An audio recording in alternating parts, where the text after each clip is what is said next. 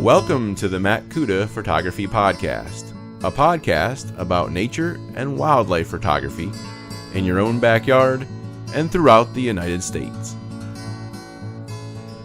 Okay, welcome back to the podcast, episode 30. Wow, 30 episodes. We've been doing this now for over a year together, and I never really celebrated the anniversary. I just kind of let it come and go. But we have been doing this for pretty much now an entire calendar year, and actually, well over a year.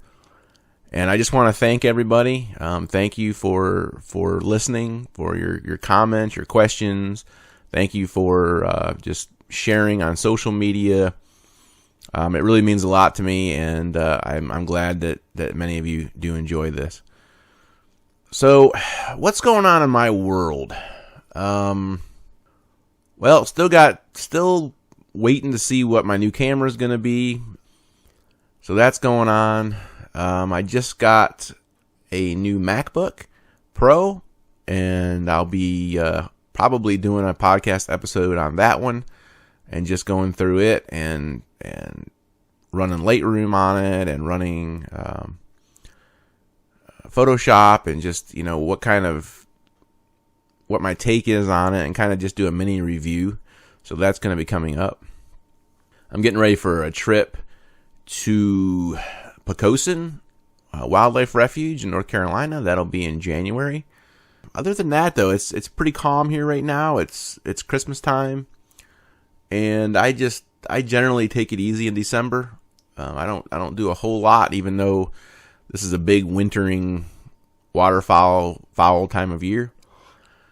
But this episode is going to be about my top 10 images of 2016. And for those of you that have followed me in the past and followed my blog and so forth, you know that every year I go through this exercise where I look through every single one of my images. I take a step back and I say, okay, what are my best images? What are my worst images? Why did these succeed while the other ones failed? What do I need to do in 2017 to make these things better? And I really recommend everyone do this exercise. I first heard this years ago by Martin Bailey, who does this every year. He'll probably have an episode coming out soon. And I think it's a really good exercise. I think everyone should do it. I think, regardless of your skill level, I think you should definitely do it. It really does put things in perspective. One of the things that really dawned on me this year, I was really down on myself. I really was. The last 6 months, I have just been really, really down on myself and really discouraged from both a photographic perspective as well as the fact that I lost, one of my cameras died, and I just kind of got in the dumps for a while, I guess. And I started thinking my photography was going to pieces, and I wasn't getting the shots that I wanted. And as I was going through these images, what hit me was, they're really not that bad. I mean, yeah, I don't know if I took any award-winning images this year, but I took a lot of images. I took some good images, but you know what the real takeaway from this year was? The real takeaway for me was this was a year of exploration. This was a year where I got out of my comfort zone. I got out in the field more. I did less backyard bird photography. I did more traveling, more work in Florida, more trips to Cataloochee, North Carolina, and I just did more. And so that is good. So this was the year of exploration. I guess I'll just get right into these photographs. I'm going to explain, why I like it, why I don't like it, how I took it, and kind of give you just an overview of each photograph. So in your show notes, there's a link. It takes you to a Flickr album, which I have labeled 2016, best of 2016. And the first image here is a subject that I really love. And it's definitely my favorite bird without a doubt. And they're the type of bird that you can really enjoy photographing, and you don't have to have amazing gear. You don't have to have a lot of space. And that is the ruby-throated hummingbird. And every year, you know this from listening to me, but every year I have what's called the Hummingbird Project. And every year I add to my hummingbird collection. And I've just labeled it the Hummingbird Project. And I try different things every year. I might use different backgrounds. I might try different flowers. I might use different flash techniques. So I'm constantly kind of changing that up and trying new things. This year, I went kind of artsy, I guess. I guess you could say. I don't know. I went with a white background. And this is actually a real white background. This is not removal of the background in Photoshop and making it white. Nothing like that. This is an actual physical background. It's a white piece of poster board that I put behind the hummingbird. And I just wanted to really get some isolation. I really wanted to go for shape and color. And I thought, let's just go white. I'll not sell a lot of these because it's not a natural looking image, but I really like what I saw here. And this is why I chose this for the number one image of the year. And the reason I like it is that there's a couple reasons. One, of course, hummingbirds are just cute little birds. Most everybody likes hummingbirds. Even those that don't like birds will generally like hummingbirds. And, this is a female ruby-throated, so it's not the most ornate of the ruby-throated. Actually, the male has that beautiful red gorget. The female is rather dull. She does have some iridescence. She has iridescent green feathers down her back and so forth, but generally a subdued bird. I like her wing position in this photograph. I like the line that's created by the petunia going down the bird's beak from the left straight down into the wings, and the wings kind of just shoot out, and that makes that V. I think it's attractive in that way. I like the fact that there's another flower in here that's kind of, facing down and kind of giving some balance to the scene. I like the fact that I didn't really Photoshop this image. If you look at this image, you will see some brown spots on the flowers, and you see one flower there's kind of dying, and I don't like to do a lot of Photoshop work. I can and I will if I absolutely have to, but I like generally a more what you see is what you get kind of view. And so this is a very typical methodology that I have. And it probably stems from my experience in the early on in photojournalism. And so I still hold to these to this day, these ideals.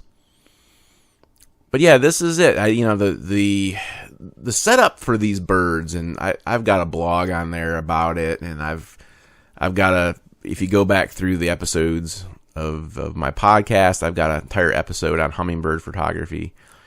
But essentially, this is a three flash setup. I've got 2 flashes at 45 degrees directly in front of my camera. And I've got a third flash that's lighting the background. So the white background's actually being lit. The whole scene is actually being lit by flash only. And that's how I am able to freeze the motion of the bird. The bird is actually being frozen by an extremely, extremely short flash duration. Not a powerful flash duration, but a short flash duration. So that's very important. You got to turn your flash power down. You don't want to turn it up. You want to turn it down. You also don't want ambient light in your photograph when you're doing these, because what ends up happening, you can do some of that. You can mess around with ambient light, but what ends up happening is when you fire a flash with ambient light exposure and you're photographing something that moves this rapidly, what happens is you'll actually get what they call ghosting, which is actually your flash firing and the bird's still moving because there's ambient light in there as well, and so you're getting this ghosting around the bird. So to eliminate that, you have to do this type of setup here. This photograph I shot at f13. I use a fairly small aperture in order to get maximum depth of field on the bird and the flowers. It was shot at 324 millimeters, 1/250th of a second at ISO 125. Oh, and it's shot with my Canon 7D. One of the things I want to mention here is that the 7D is actually quite a capable camera in this particular scenario. You can use a lower ISO, which basically does away completely with noise issues. And you don't need to use autofocus, and so you can just manually focus on the bell of the flower, and you're good to go. But that's it for my first place shot, the ruby-throated hummingbird. Okay, let's move on to the next shot. This next shot is simply called Bumblebee. I am not, you know this from listening to me, I'm not a big insect photographer. I'm not a big macro photographer, but I do dabble in it. And this is one of these shots that just kind of happened. It's one of those, I guess, serendipitous kind of situations. And what happened here was I was just walking down the sidewalk. I think I might have gone out to feed the birds, or I might have taken the garbage out or something. It was a very hot summer day, and we had these flowers out in front of the house, and I just happened to look over and I saw a large amount of bumblebees. And I guess with the heat being so wicked, they were pretty much resting, I think, in the heat, because it slowed them down so much that they were just kind of resting here.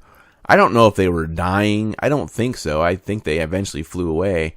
I think they're just kind of recharging, and trying not to move in the heat and just stay cool.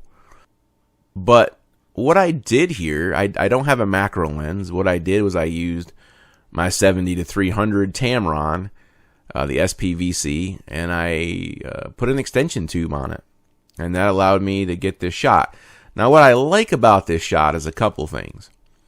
From purely a compositional perspective, I like that the flower creates kind of this almost a C or a bowed framing around the just a slight framing of the subject of this bumblebee.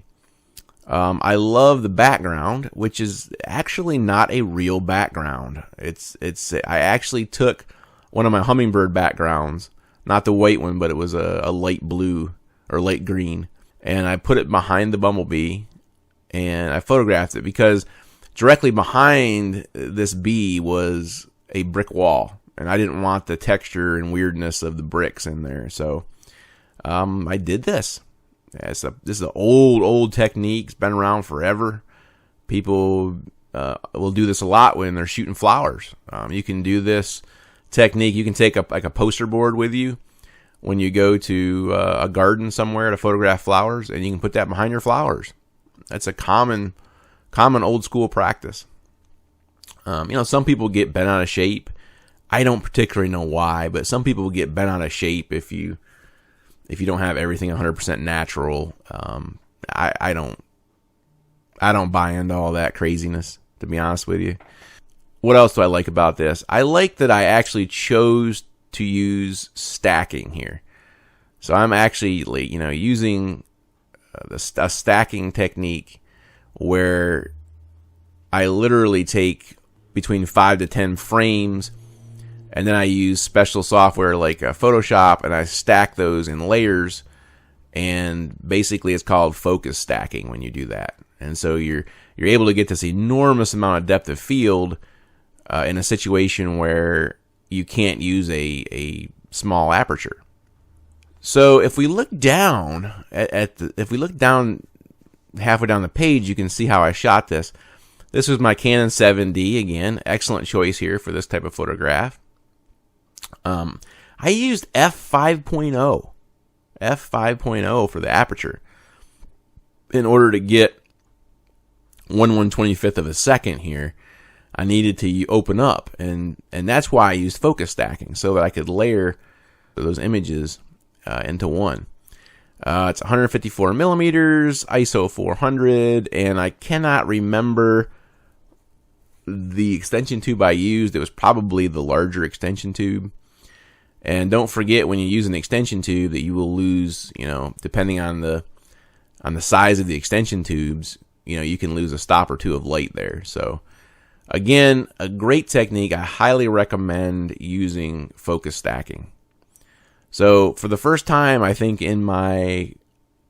since I've been doing top 10s, this is the first time I've had a macro, and the first time I've had a macro insect in the top 10. Okay, let's look at the next image. This image, I really like it. It's called Willet Wave Running, and it's a willet bird, shorebird, which is common in Florida. I was down in Florida at Fort DeSoto when I took this. It's a great place to in the springtime to go and photograph birds and beautiful plumage and so forth. But I was walking up the beach on the northern side of Fort DeSoto Island, and I noticed, of course, the willet, and he was moving with the waves, and the waves were crashing behind him.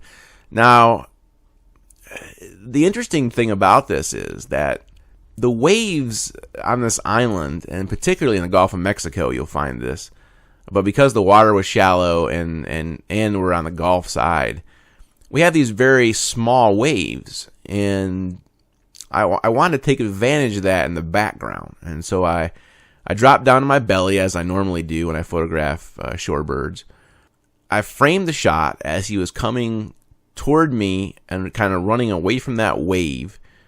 And because the water or the wave is not very high, I think it gives it a better feeling. It gives it a more action oriented and more interesting and compelling image. I use the rule of thirds here. The other thing that's kind of interesting about Fort DeSoto particularly is you have this little berm on the beaches. There's always this little berm in front of you, and what happens is, when you're photographing over top of that berm, it'll actually look like a sheet of ice or something there. And you can see that out of focus in the foreground.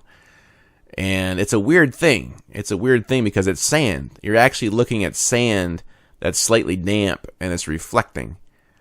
And it makes a very interesting thing. I first saw this on Art Morris's blog when he was talking about this very phenomena. And when I got there, I figured out exactly what he was talking about, and I like it. I like it. It's got action. It's got gesture. What's often referred to as gesture. The bird's got his foot raised whenever possible. Try to get the bird with its foot raised, or grabbing a fish, or grabbing a snail, or whatever, a crustacean of some sort. And that's a lot more interesting and compelling photograph. What would I have done differently here? It would be nice if he had something in his mouth. It'd be nice if he had a shrimp in his mouth or something like that. But I don't think I would change it. I think it works. So yeah, that's my next image. Now, on the specs, I shot this with my Canon 1D Mark II, which is no longer, and at f6.3, 562 millimeters. 1/1250th of a second at ISO 200. This was shot with my Sigma 150-600. One thing to note here is one of the things that makes these 1 series cameras so great is that they are particularly good in situations like this, where you've got a fast moving bird, and these willets can move. They are fast. And sometimes some of the APS-C cameras don't keep up with them as well. But these 1 series cameras, even the older ones, will easily keep up with them on autofocus. I used a fast shutter speed here in order to stop action. That's another important concept in wildlife photography for all the beginners out there.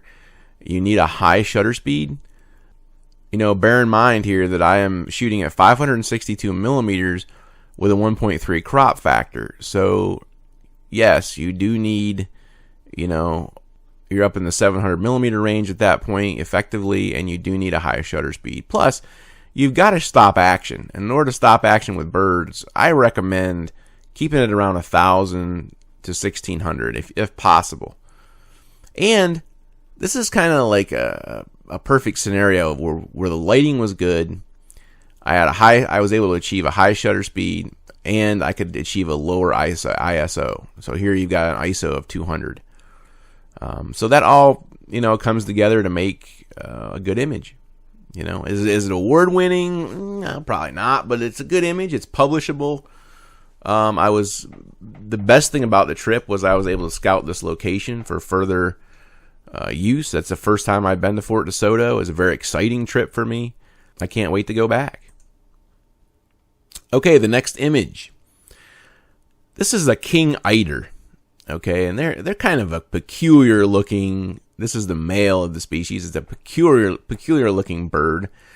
I wouldn't call it a beautiful bird. I suppose some people think it's a beautiful duck. I think it's interesting. I think the coloration is very interesting and somewhat pretty.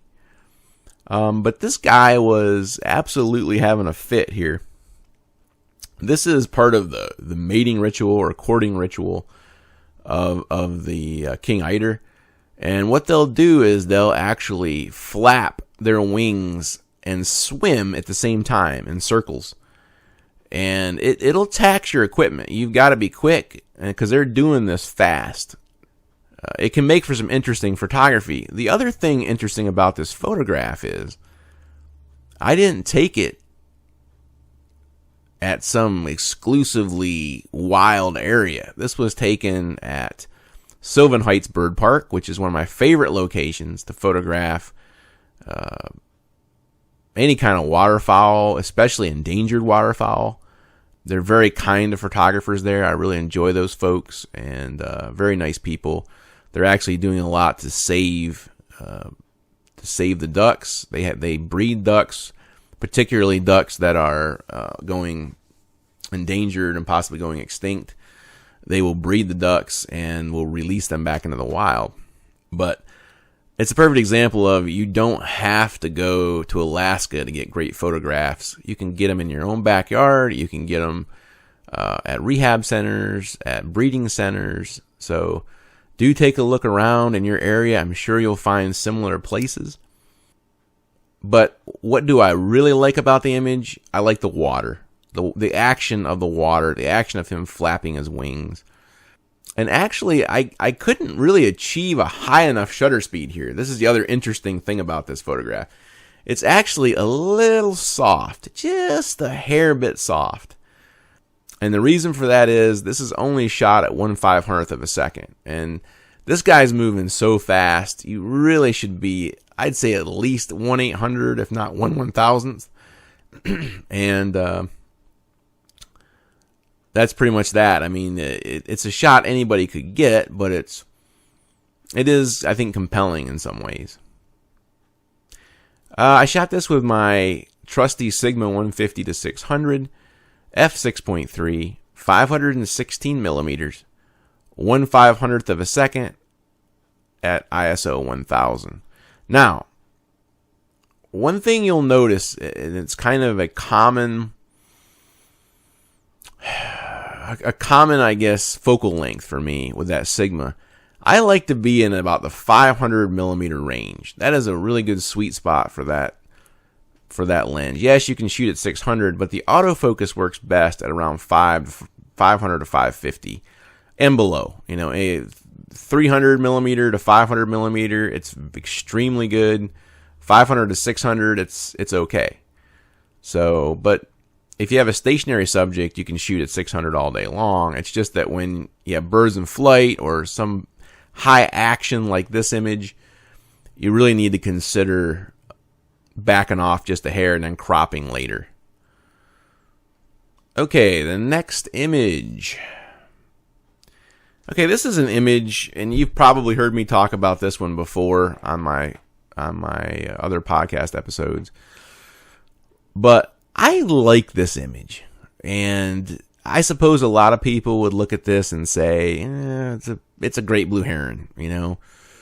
We have great blue herons all over the place. Well, that's true. But this one's special to me. I took it at Fort DeSoto also, and it's special for a couple of reasons. It's special, one, because in my area of North Carolina, we just don't see this. We do see great blue herons, and we do have opportunities to photograph them. But we don't see them at a beach location, and we don't see them generally with breeding plumage and this happy to be around people. What happened here was I was walking up to the north side of Fort DeSoto. It was soon after I had taken the photograph of the willets.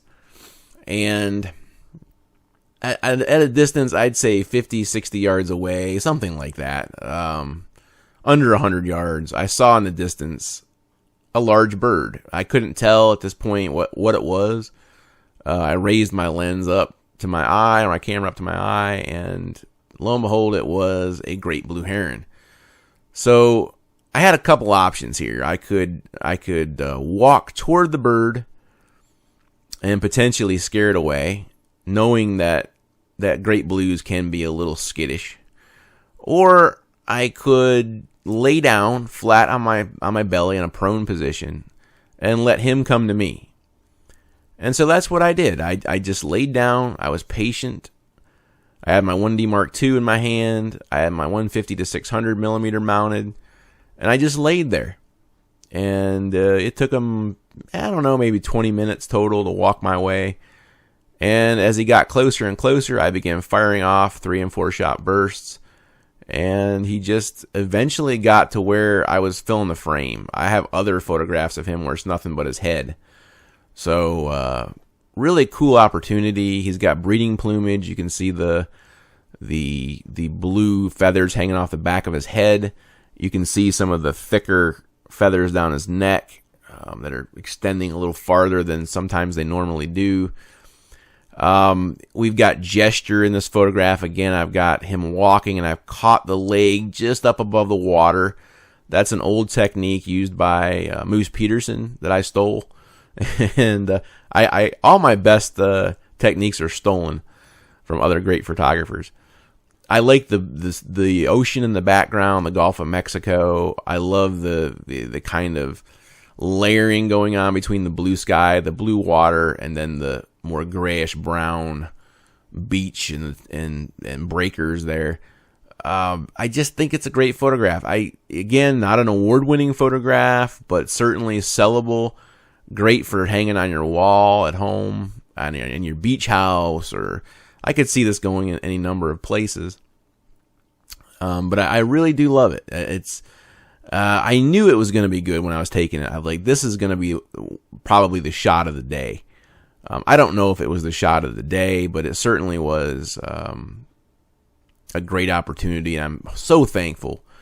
And so I enjoyed that trip so much. I cannot recommend Florida bird photography anymore. It's just any more than I already have. It's just amazing.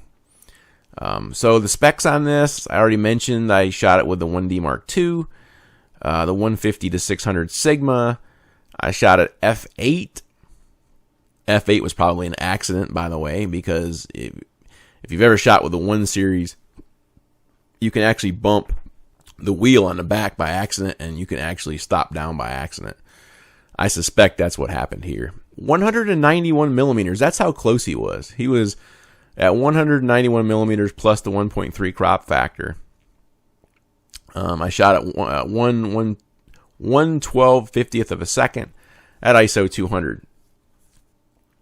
Okay, the next image. Okay, this image was actually shot at Gatorland. And just a quick rundown on what Gatorland is. Gatorland is a place where they have gators, but the gators are actually captive.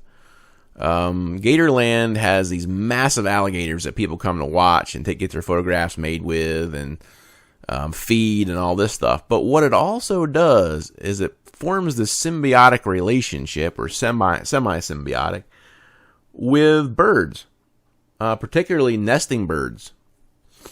You can go there. They have a rookery behind it, and literally you can be within 3 feet of a blue heron or a basically any wading bird you can think of. They've pretty much got there. They've got wood storks, various egrets, the great egret, snowy egret, all these just beautiful birds, and they're all in mating plumage, breeding plumage. They look great. They've got chicks there. You can photograph them. So it's just an amazing place. But I photographed this black vulture on kind of the back side of the rookery. I just was out there walking around. I got kind of bored for a few minutes, and I went and walked around. And there was black vultures just kind of sitting there waiting for some morsel of opportunity. And I saw this guy, and he was really close to me. And I thought to myself, well, I'll give it a shot. I had my zoom racked out all the way to 600 millimeters. It was the lighting was decent, but it wasn't really that great. I did have some good sunlight coming through over my shoulder.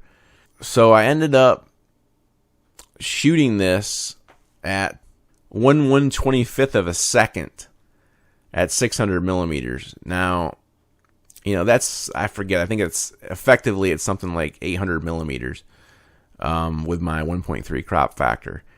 And to shoot at 1/125th of a second with my stabilization engaged on the lens, it just shows you how good that image stabilization is, that I was able to do this. And as far as technique here, I want to explain a little bit of technique with this shot. In order to pull it off, what you really need to do, of course, is turn on your image stabilization, first of all. And once you have that on, you're going to hold that camera, the lens in your left hand. You're going to press your eye tightly into the eye cup of your camera. And then you're going to kind of relax. And what I will generally do is I will take a breath, I will hold it, and then I will slowly release it, stop, and then fire all at the same time. And what happens is, it's a lot like firing a gun. You basically want to squeeze that trigger. You want to, in this case, gently press down on the shutter button. And by doing that, you can get maximum sharpness. And you just need to practice that technique, and you'll be able to shoot a shot just like this at 600 millimeters and 1/125th of a second. As far as the composition, I like the rule of thirds here. I think it works well. I like his expression. To me, it looks like he's very sinister here. It really supports the stereotype of the black vulture. And we can argue about that, whether that's interesting or not interesting. But I like it. I like his head position, his gesturing here. I think the green background works well. Very simple background, very clean background. But yeah, and a situation I wasn't actually going there to shoot. I wasn't going there to photograph black vultures. But, take advantage of these situations. It was literally, a 5-minute detour to photograph this guy, and ended up making my top 10 list this year. Okay, next image. All right, like I said, this was an adventurous year full of trips, and one of those trips was to a place called Shackelford Banks, North Carolina.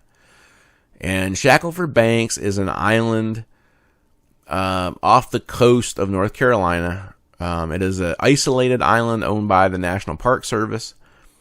And on this island has lived for a very, very long time a group of wild horses, which are descendants of Spanish Mustangs.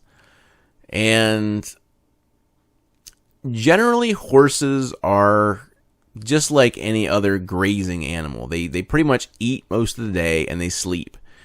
During certain times, they get a little more active. They get a little more frisky. They might be in a mating cycle. They might be just playing or goofing around. Here in this photograph, we have kind of a fight. I called it wild horse fight.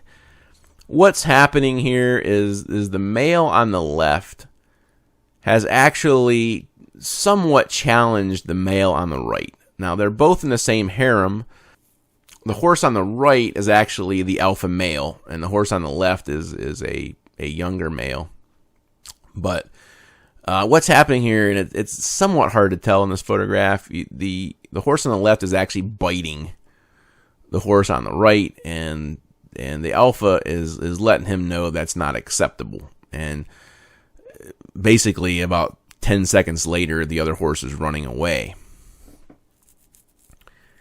So you look for these type of shots.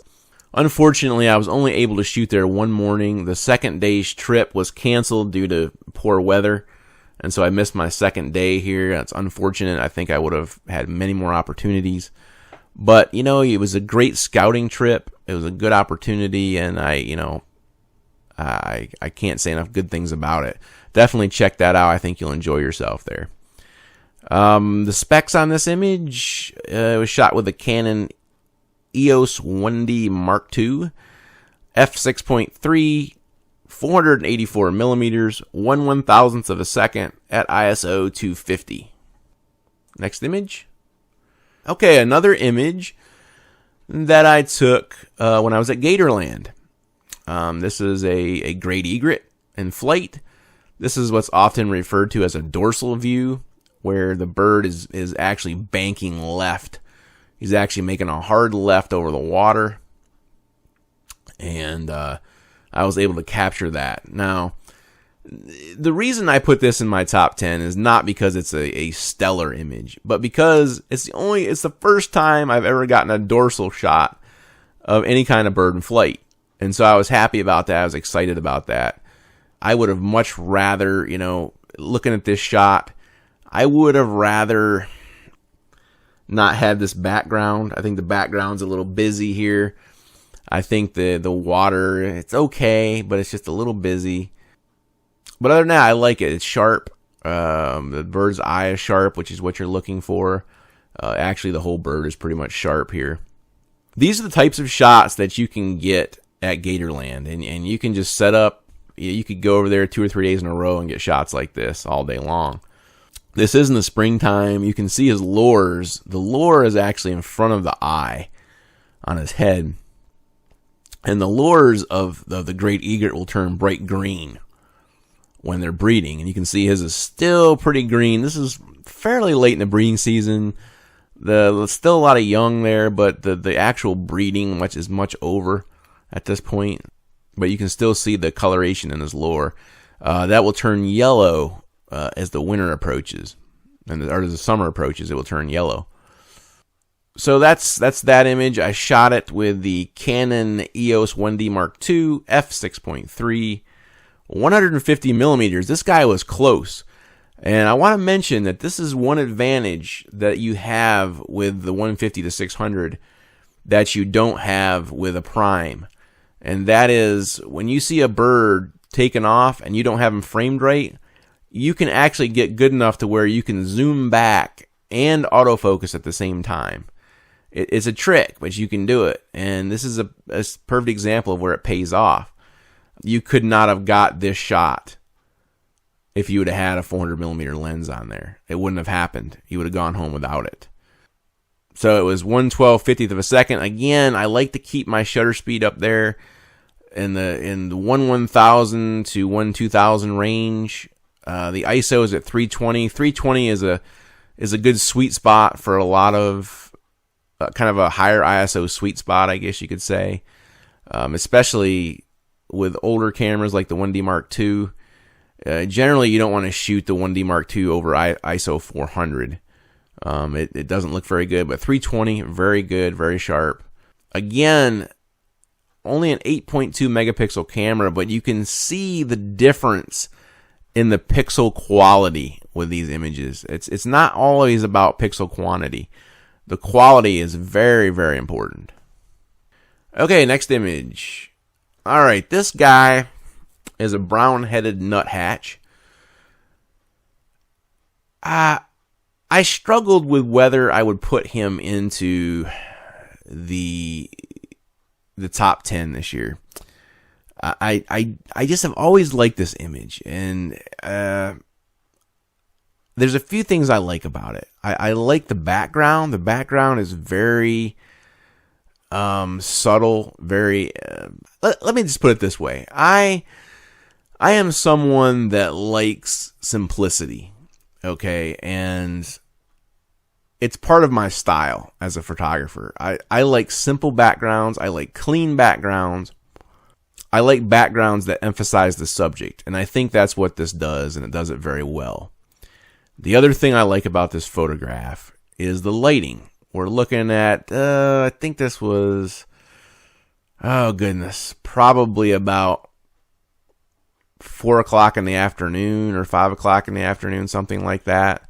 And we're seeing some good lower angle light coming in here, perfectly illuminating the bird and illuminating the log that he's sitting on. This is an old rotten log that's been weather beaten, and I think that looks good too. I think it adds to the photograph, doesn't take away. So many times you'll hear people, and this is one thing I kind of disagree with, You'll hear a lot of the pros that are well known talk about you need to find the right perch for the right bird. And they'll say you shouldn't use a big perch with a little bird. Well, this is a pretty big perch. You don't get much bigger than a log. But in this case, it works because this is a bird that doesn't really perch on branches that much. He's often moving up and down rotten logs looking for little bits and pieces of, bugs and seeds and things like that have wedged into the wood and so forth. So it works here. This type of perch works here. So rules are made to be broken, especially in photography. Let your creativity flow. Go get things that you like. Don't worry about what everyone else thinks. Yes, by all means, study the greats, study the masters, study people like Moose Peterson and Art Morris. Study these guys because they know what they're doing. But put your own twist on things. That's what I'm trying to do. And I think that's why I got a little frustrated this year with my photography, because I was trying to do something very unusual, and I don't think I met that expectation this year. I didn't really push myself beyond the ordinary, and I think that's one reason I'm a little bit upset with how this year has gone. But looking back at it, I think I have a pretty good set of images. It's just I think I could have done better. I think I'm going to do better next year. But anyway, I digress. I just like this guy. I did put him in a competition this year. He didn't win. I didn't think he would. There's not enough action going on. If you want to win competitions, the trick is you need action, okay? You need action, and it needs to be an interesting action at the very least. If you just have a picture like this of a nice picture of a species like this, this is what I call a journalistic yet somewhat artsy photograph. So it's more like something you might see in a book about birds or a website about birds. It falls into that category. It doesn't fall into the I'm going to win $500,000 category, okay? But they're still important, and you can still use them, and you can still make money off them if that's what you want to do. Or they just make great images to talk about and remember. Because, isn't that really what photography is about? It's about capturing memories, right? It's about capturing an animal that you saw, in our case, or a bird that you saw. And I think sometimes we get too wrapped up in, I can't sell this image, or this image isn't as good as so-and-so's image, or I don't think that's necessarily the point. I think the point of photography is creating something that you enjoy, that tells a story, that brings back the memories of that day. And I actually still do remember taking this photograph. It's been a year now. It was taken in February last year. But I actually do still remember taking this. And it's something that no one can take away from you, really. It's this electronic memory that you can just easily see on a website or on a framed on your wall. And, being an outdoorsman without being a photographer, you're missing a lot. I mean, the camera can record all of that you can have forever. But anyway, I'm getting off on tangents here. I shot this with my 150-600 f6.3 500 millimeters 1/400th of a second at ISO 400.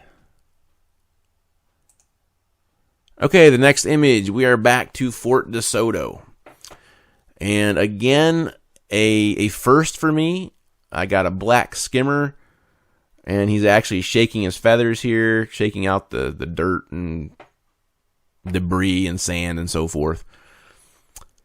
It's a first. It was such an exciting day for me because I had never been able to photograph a black skimmer. I just never have. I've never seen them before. I went to Florida. I've seen photographs, other people's photographs of them, but I'd never had an opportunity. And it was kind of a slow day. I walked out onto the beach. I was about the first person out there, and I saw them. There was a flock of skimmers, and they were just kind of standing there. And every once in a while, they would take off and fly around, and then they would land again. And I thought, oh man, I've got to get in there without disturbing them. So I took my tripod and I put it behind me, and I left it. And I pulled off my lens and my camera off the tripod. I moved in very slowly. I took a step or two at a time, and I would wait a step or two. And then when I got within about, I'd say 15 yards, I dropped down to my belly. And what you do is, you get a situation like this, what you do is you get down on your belly and you stop and you wait. And the birds will get used to you. They'll actually get acclimated to you, and they'll go back to doing whatever they were doing, which is usually preening or something of that nature. Moose Peterson says a bird can, if a bird is falling asleep, then he knows that they're comfortable. Okay, if they're going about their normal behavior, then he knows that everything is right. I'm doing the right things, and that's what these guys were doing. And so what happens is you wait, and once they get comfortable, you move about 6 feet closer. And then you stop, and you take some photographs, and then you wait, and you wait, and then you move about 5 feet closer.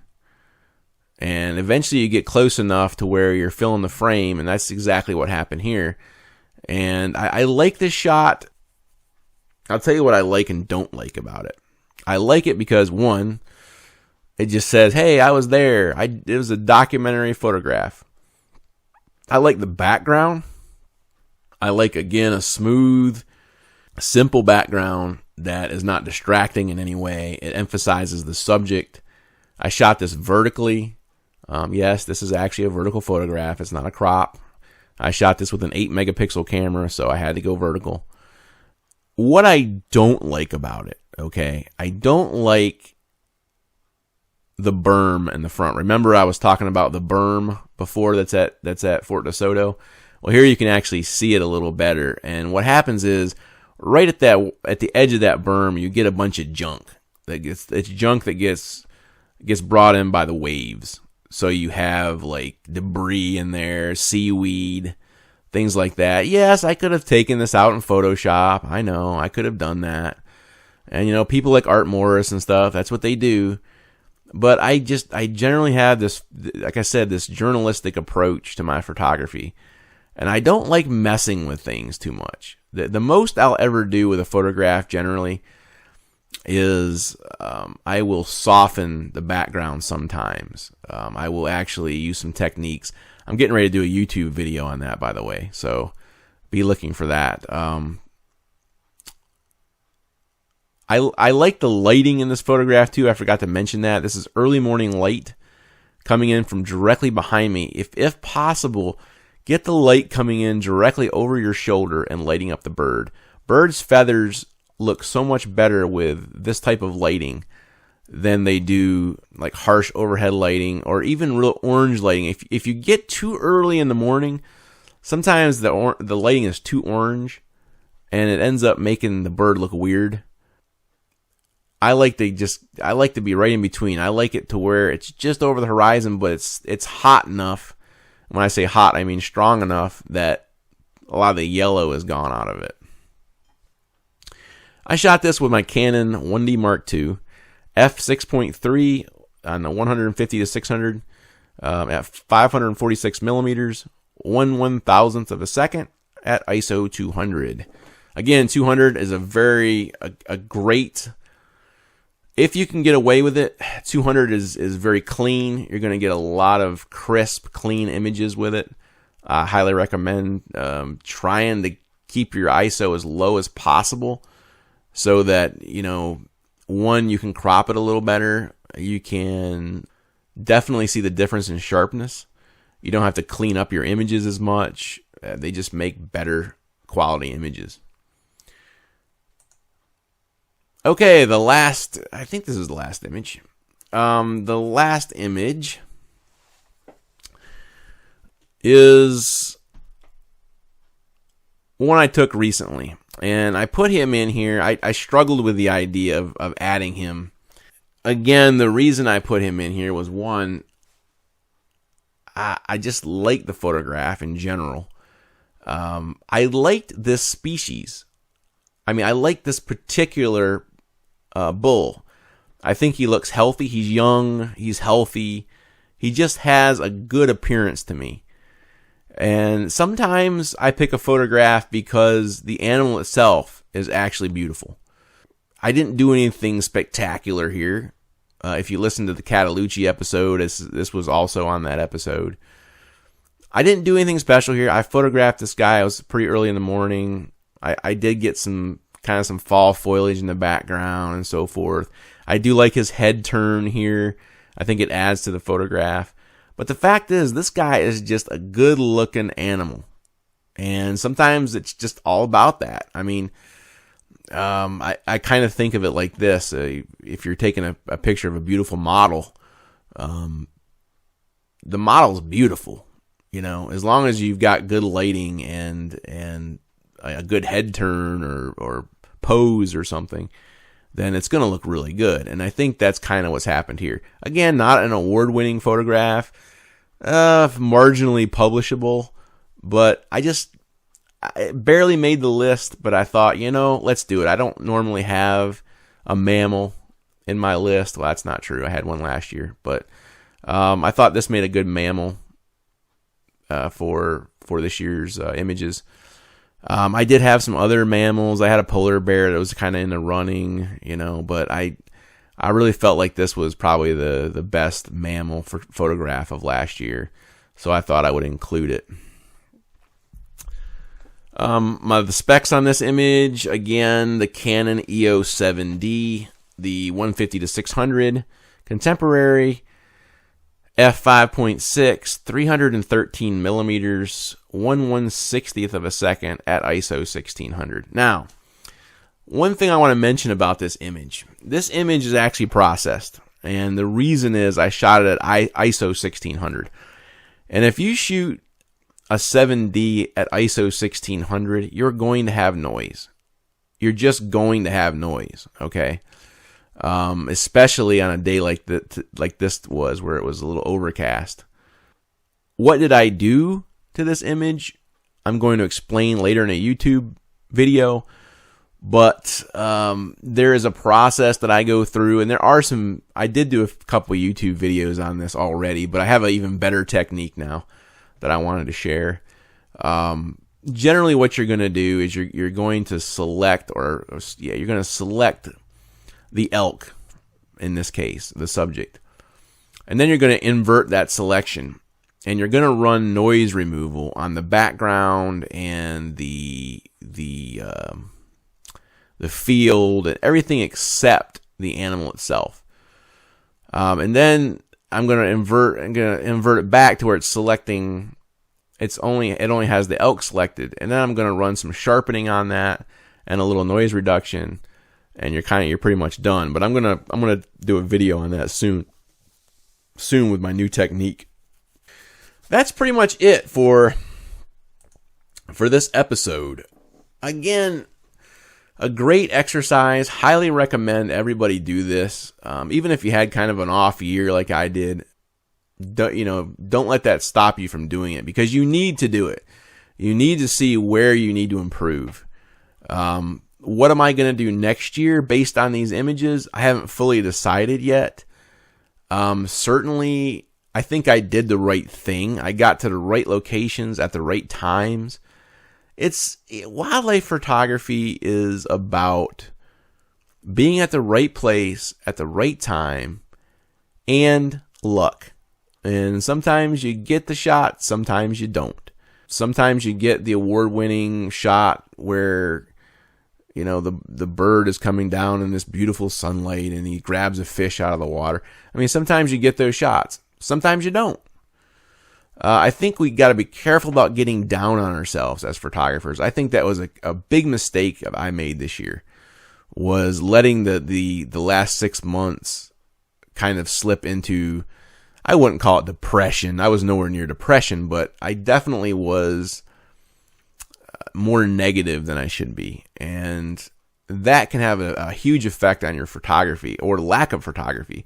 What it meant for me was I didn't get out in the field enough the last 6 months.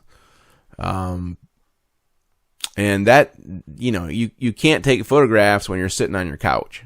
So by all means, get out there and get going and take some photographs. This time of year, you're going to have opportunities for wintering waterfowl. That's probably going to be your biggest opportunity. This is the time of year when the birds fly south and they try to find places that they can eat. They're primarily trying to build up fat so that they can return north and breed. That's pretty much it. That's all I had for this year. It's been a great year. Some ups and some downs. Lots of interesting experiences for me. The podcast, awesome. I can't say enough great things about you guys out there. But please keep getting the word out. We're getting better and better at this thing, but we need more listeners. And I want to really, really, really ask you to keep putting out the good words. Thanks to those guys that do it on a regular basis. I really appreciate you. It's just a matter, folks. Really, it's just a matter of going to your social media and pasting the link to the podcast. That's probably the biggest thing you can do to help. The other thing you can do is subscribe to the podcast. If you've got a little extra money, I know some of you don't. That's okay. Some of you probably do. You can donate to the podcast in the Patreon link in the show notes. That would be appreciated. It does cost money to do this, believe it or not. It costs for the computers to do this. It costs for space on the servers. It costs to have it hosted. And, I don't expect you to pay that bill. I'm just saying that it does cost money. And if you feel like you can, I would greatly appreciate it. Thanks for listening. Make it a great day and get out there and enjoy nature. Bye-bye.